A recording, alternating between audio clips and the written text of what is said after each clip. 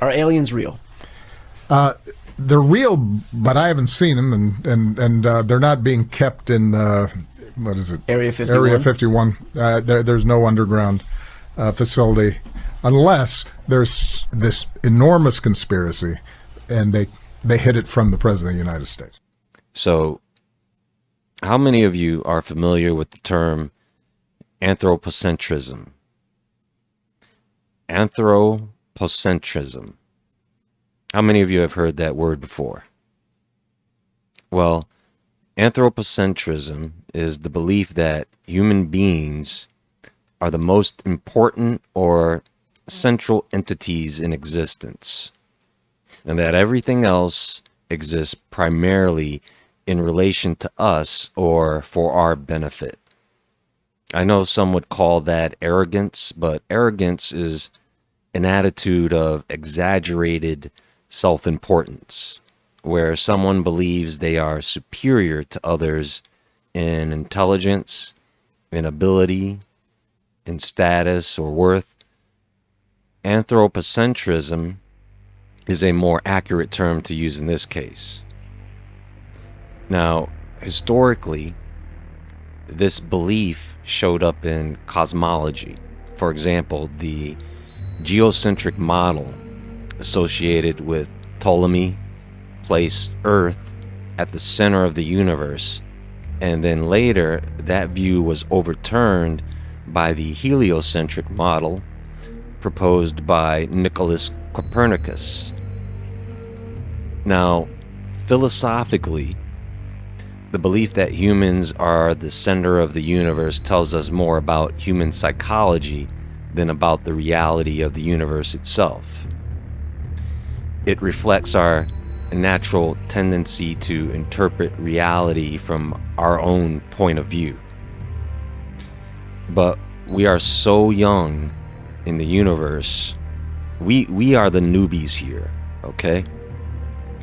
But there is a reason for today's discussion, because very soon everyone is going to find out about this. Everyone. And once they find out about this and realize that it's not fiction, it's going to confuse a lot of people, especially if they are not spiritually grounded, because they are not going to know how to fit this in with what they've been believing their entire lives. This is why the government won't just come out with it, because once you break apart someone's beliefs, once you destroy their world, once you tear their beliefs apart like that, they're going to want to get revenge. But I'm going to present something to you now, because very soon everyone is going to know about this. And the reason I know that is because a long time ago, this was all planned. There are 3 phases. We're in the final phase.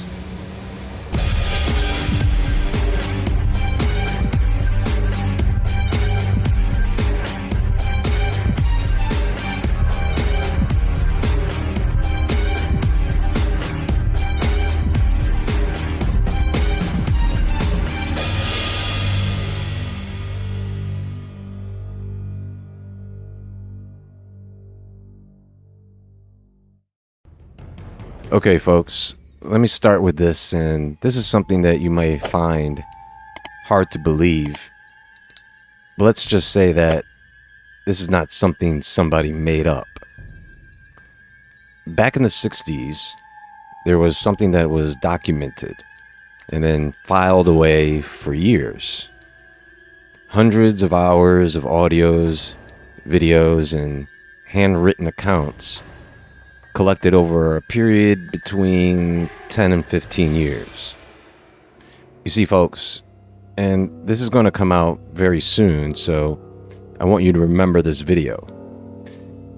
There was a crew of individuals who left Earth. And when they left, they took a trip to somewhere far away.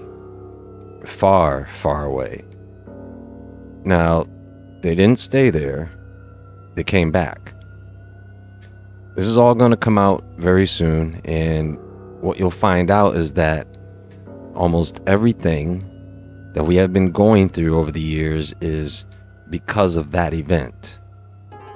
So what I want to do is explain to you how this all came to be. There's a timeline of events, and there is a plan here. Now, this actually started in the 30s and ended somewhere in the late 2000s, okay? Actually 1933 to be more exact.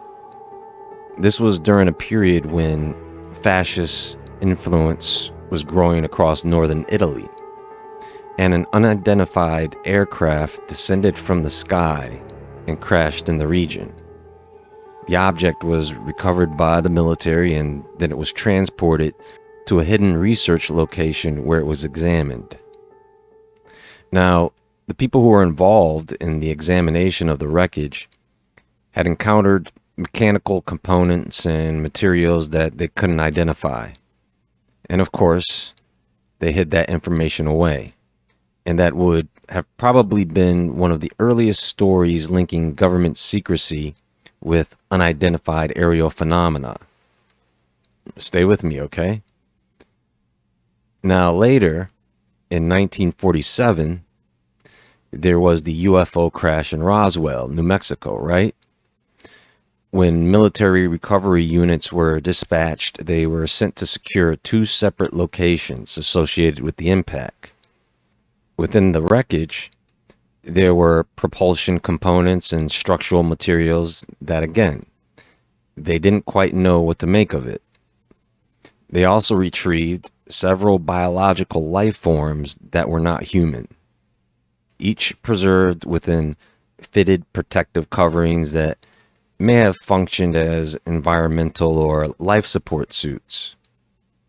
All of them died in the crash except one, which was transported to containment where they were observed and studied. They called them an extraterrestrial biological entity, or EBE. At first, they couldn't understand its language, so they attempted to communicate through methods that relied on recognizing universal mathematical structures and repeating visual symbols.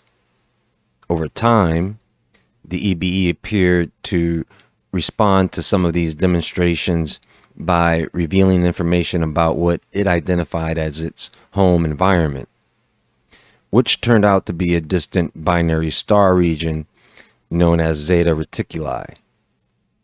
The problem was, when EBE tried to phone home, the equipment used in the communication experiments began experiencing unexplained malfunctions, which were sometimes attributed to interference from Earth's atmospheric microorganisms or from limitations in early translation technology being used at the time. Medical personnel also attempted to sustain the life of EBE, but they eventually died. Now, here's where things get a little tricky. In 1964, there were reports of the arrival of an unidentified craft that descended from the sky and landed within the secured perimeter of Holloman Air Force Base in Alamogordo, New Mexico. Personnel stationed inside the installation observed and documented a structured meeting between human government representatives and visitors believed to be of non-human origin. The encounter was described as formal but quiet, and the meeting resulted in an understanding that allowed the visitors to continue observing human civilization while avoiding public exposure of their existence. It was all recorded but stored away for internal military review and cataloged. The UFO documentary that most directly connected to the Holloman landing story is UFOs Past, Present, and Future by Robert Emmenegger and Alan Sandler in the early 1970s. It was released in 1974 along with a companion paperback book. And it covers a wide range of unidentified aerial phenomena cases, including the UFO landing at Holloman Air Force Base. But there was only a small, tiny piece of footage that they let them use in the film. The only thing about that footage is that it didn't show anything. It was all background footage. Even what looks like it might be a UFO descending, no, that was likely just a military jet with a light. Shortly after all this, there was an interstellar exchange program developed. 12 selected personnel were prepared and sent aboard an alien craft bound for Zeta Reticuli. 10 men, 2 women. That was Project Serpo. Now, the crew didn't document anything on their way there. They only started documenting everything after they arrived. And they did come back after about 13 years or so. Now, Steven Spielberg got this information from the White House and ended up developing the film Close Encounters of the Third Kind. And that movie was based on that exchange. But see, the movie would have you believe that the exchange took place in Wyoming at Devil's Tower, the giant tree stump, right? But in the true story, the exchange happened somewhere else. The crew left and one of the aliens stayed here. Now, because of this exchange program, we were allowed to reverse engineer their technology. And there's a reason for that, which I'll explain in a moment. You see, folks, they had to wait all this time because everyone who went on that trip and everyone who was involved, and we're talking about thousands of people, most of them, if not all of them, have passed away now. And they had to wait for that time period so that no one could actually go after these people with questioning or harassment once this story broke and everybody found out what happened. You see, folks, there are 3 phases of a carefully orchestrated long-term plan guiding humanity toward the public acceptance of an extraterrestrial presence. You see, the first phase unfolded during the Cold War era, when there was that struggle between Western powers and the Soviet Union.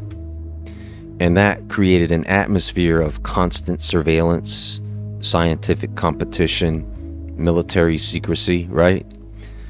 The Cold War served as the ideal environment for the study of recovered alien technology and the making of advanced research programs into classified aerospace development.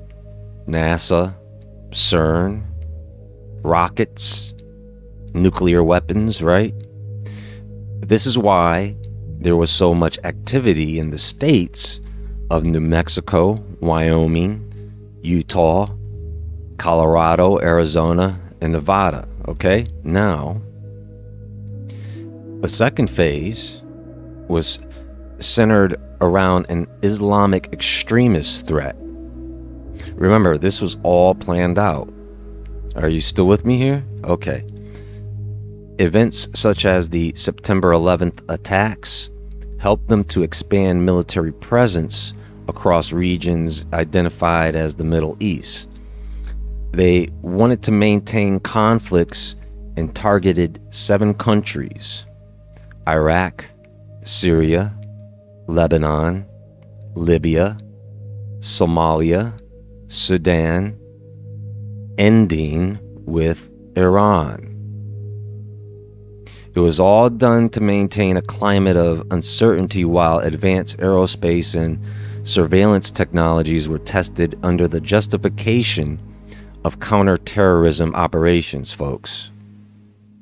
And the public discussion of unidentified aerial phenomena was minimized as governments prioritized terrestrial security threats. But the third and final phase would be the disclosure preparation era. And this is when we would gradually be introduced to the reality of extraterrestrial life through cultural conditioning and symbolic demonstration. This is why the Navy came out with their claims. This is why there has been all these congressional hearings. This is why we had that drone problem last year. And it's why Obama and Trump came out with what they came out with, and why Trump is now pushing the release of classified UFO documents. Do you see? And this is where Project Bluebeam comes into play. You see, the government helped these beings build underground bases under Indian reservations.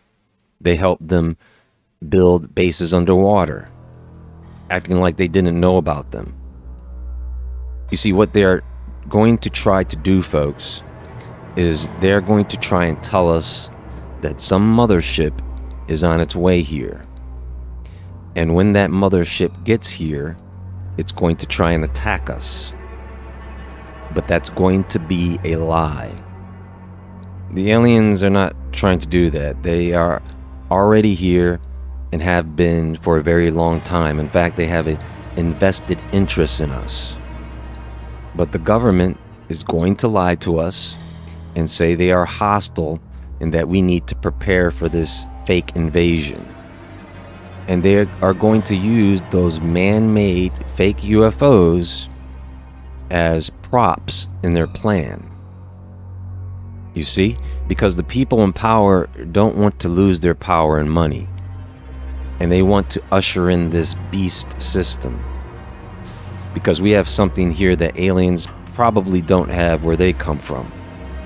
And that is demonic entities. Now, of course, folks, you don't have to believe any of this. Or you can just think about it. That's all I'm really saying here. Just think about it. Anyway, that's going to be all for now. And of course, I'm going to come back to this topic again. So save this video in your favorites or whatever method you use so you don't lose track of it. Because I promise you that people are going to find out about that trip those people took, and people are going to look back and say to themselves, wait a minute, that was real? And it will be worldwide knowledge that will flip everything on its head. But just know, this doesn't change other parts of history or what's written in Scripture. God is real. Christ is real. It's just going to be difficult for some people to fit this all into what they've grown up to believe or have been told. Well, everyone, have a great day or evening. There is more to come, so stay tuned. And more importantly, stay awake, stay aware, stay safe, and I'll talk to you all soon.